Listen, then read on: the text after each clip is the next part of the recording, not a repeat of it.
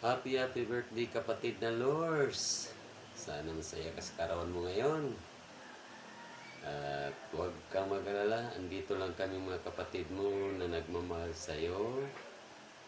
At sana mabilis ang paggaling mo. Huwag mong kalimutan na marami kami na nagmamahal sa'yo dito bilang mga kapatid, pamangkin. At sana naman ay lumigaya ka sa karawan mo ngayon.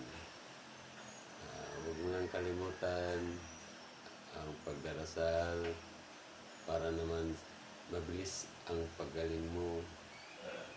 Walang problema na hindi nalalampasan, walang pagsubok na hindi kaya natin lampasan.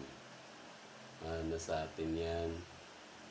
Kaya kung ano man yung dapat gawin para mabilis ang paggaling, ay gawin mo na kapatid.